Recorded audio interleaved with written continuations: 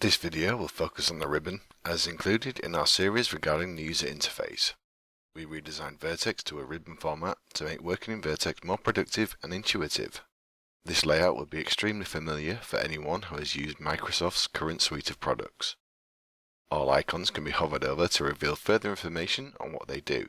Any menu button can be right-clicked and added to the quick access toolbar at the top. Any menu with a drop-down arrow can also be pressed to access a menu of further relevant commands.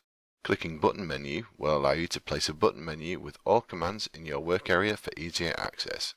We have a main menu across the top to the right of the File menu that allows access to the various different ribbon bars.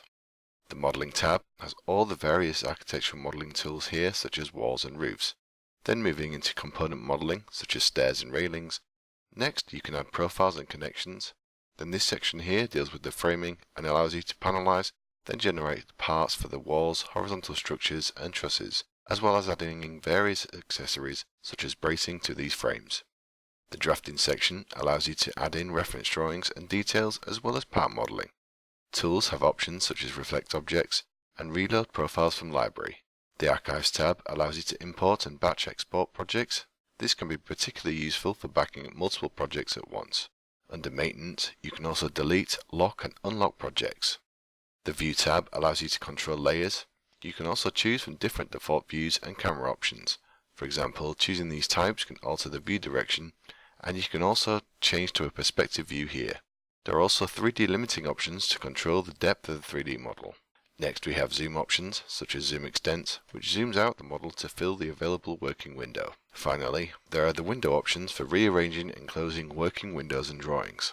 Options is a region-specific tab, so will not be covered in this tutorial. Output allows you to create and export various elements from the project. This includes report and material lists, GA and section drawings, different schedules and area calculations, panel drawings, and finally NC outputs. The Rendering tab allows for control of the look of the 3D model.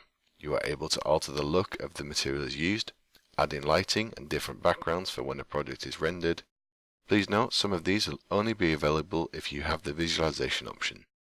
Engineering is another optional extra.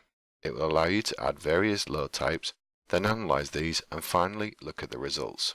There is a video for this that goes into much further detail. Finally, the System menu. This allows you access to the various libraries for customization, such as wall and profile libraries. You can also edit the material register here, for example editing the prices for costing reports. Contextual tabs will also activate depending on what element or command you have selected. For example, when I select a wall, the wall menu comes up with various different commands. This concludes our video on the ribbon. Thank you for watching.